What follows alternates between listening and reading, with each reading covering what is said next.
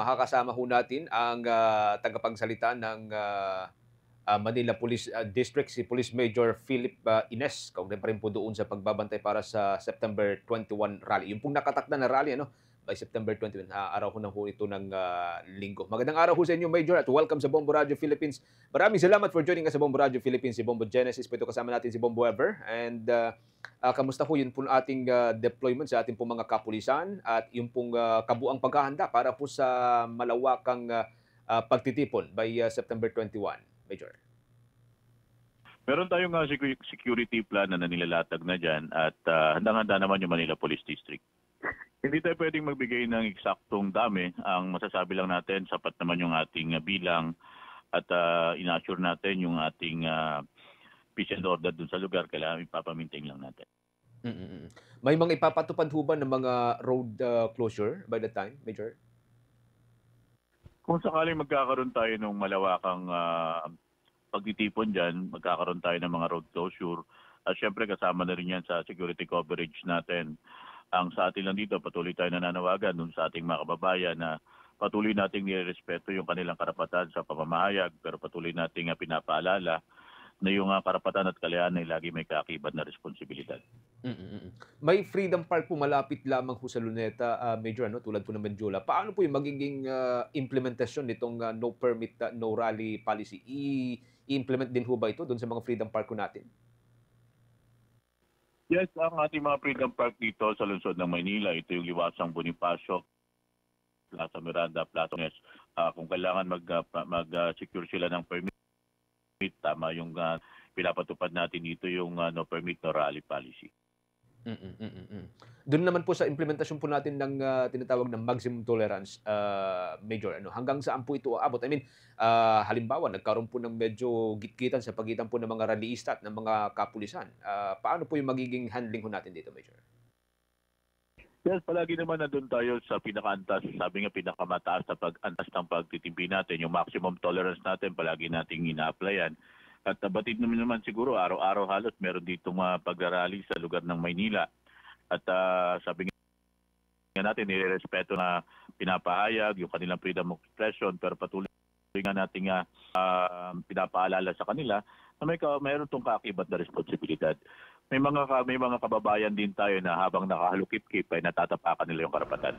Alright. If ever po, Major, na magkakaroon po ng mga magsusunog ng mga effigies, ipagbabawal nyo rin po ba ito? Unang-una, nakikiusap tayo na huwag nilang gawin yun dahil unang-una bawal yung pagsusunog na yan.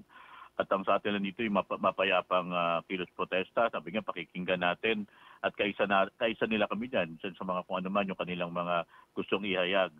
Ang pulis nyo dyan ay para lang magminti na lang ng kaisang katatagan ng ating lungsod.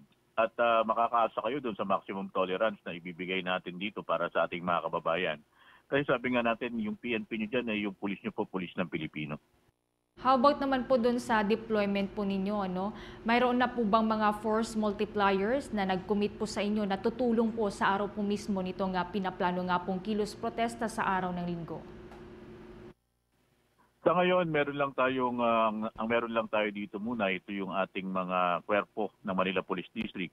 At kung sakali na kakailanganin pa ng augmentation coming from National Capital Region Police Office and other district from NCR, ay papadalahan naman tayo niya ng augmentation. Okay. Doon po from the deployment, dito naman po tayo sa no permit policy na ipapatupad. Paano po kung magpumilit yung mga rallyista na magsagawa ng programa kahit wala po silang mga permit? Ano po yung magiging contingency measure nyo po dito, Major? Bibigyan namin sila ng panahon at patuloy natin papakiusapan na meron lang tayong certain time na ibibigay sa kanila. Kasi sabi nga natin, meron tayo ditong sinusunod na kung wala tayong permit, hindi tayo pwede pumunta sa mga lugar na yon. At kung makapaaprobahan naman yan, kami naman ay tutugon lamang at susunod lamang dyan. Pero patuloy natin pinapaalala, meron po tayong mga Freedom Park sa lungsod ng Maynila, katulad ng binanggit ko sa inyo kanina. Ito yung Plaza Miranda, Plaza Dilaw, Plaza Morones, at saka yung ating Liwasang Bonifacio. Alright. Lastly na lamang siguro on my part, Major, your reminders po sa mga makikisali po sa rally, yung mga dapat po nilang sundin para maiwasan na rin po natin na magkaroon pa ng mga tensyon. Pero nananawagan tayo doon sa ating mga kababayan kung sakali man po magkakaroon po ng malawakang pagpupulong dito po sa nabanggit na lugar, yung mga kababayan natin na pupunta dyan, kung hindi naman po importante, pagpaliban nyo na lang po dahil sisiguraduhin po natin talaga maapektuhan po yung daloy ng trapiko dito. At yung sa mga kababayan naman natin na magpuprotesta doon sa lugar, gusto lang po natin maging mapayapa lang po.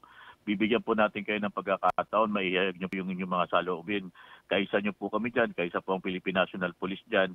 Nandyan lang po kami para po bantayan natin yung kaisan at katatagan ng ating lugar.